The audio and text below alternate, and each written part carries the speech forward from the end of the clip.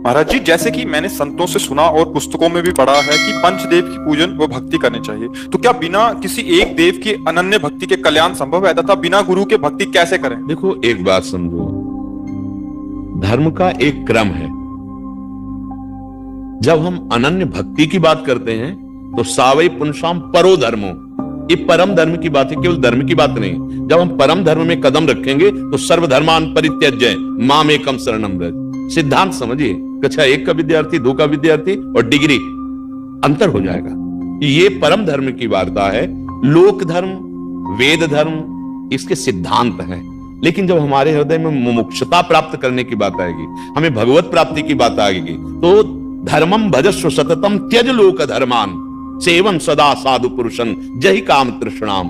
लोक धर्म का त्याग करके भागवत धर्म में स्थित होकर उस तत्व को प्राप्त किया जाता है। तो जब अगर हम एक परमात्मा तत्व को सब में भावना कर लेते हैं तो सबकी सेवा हो जाती है, सबकी कृपा प्राप्त हो जाती है। फिर ये पंचदेव या अलग किसी की उपासना की आवश्यकता नहीं होती। जैसे वृक्ष के मूल में जल चढ़ा दे तो डाल, पत्ते, फूल, फल सबको प्राप्त हो जाता है, ऐसे जितने लोकपाल हैं, यहाँ तक परमेष्ठी पद में विराजमान ब्रह्मा जी, भगवान शिव, सब भगवान ही है, दूसरा कोई नहीं। और मूल श्री भगवान को जब अपना जीवन अर्पित कर दिया, सारी सेवाएं अर्पित कर दी, तो सब प्रसन्न हो गए।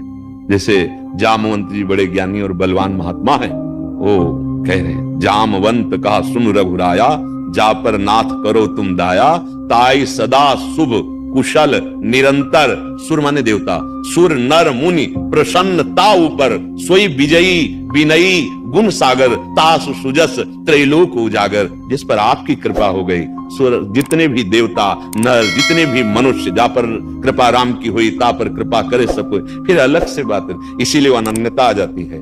बस हमारी जिह्वा, हमारे नेत्र, हमारे मन, हमारी बुद्धि एकमात्र जो गुरुदेव ने नाम दिया, जो रूप दिया, उसी पे हम आसक्त हो जाते हैं। सबकी सेवा हो जाती है, सब प्रसन्न हो जाते हैं। कोई भी ऐसा महापुरुष नहीं किसी भी संप्रदाय का, जब आप ऊंचाई पर चढ़ने लगेंगे तो सबका दर्शन होगा, सबका आशीर्वाद प्राप्त होगा। ऐसे थोड़ी भगवत स्वरूप में स्थित हो जाता है।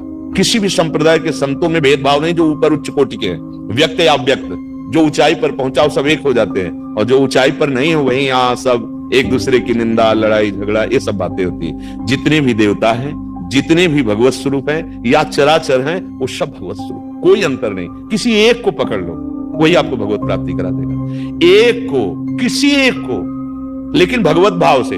अगर भगवान में भी भगवत भाव नहीं तो भी बात नहीं बनेगी।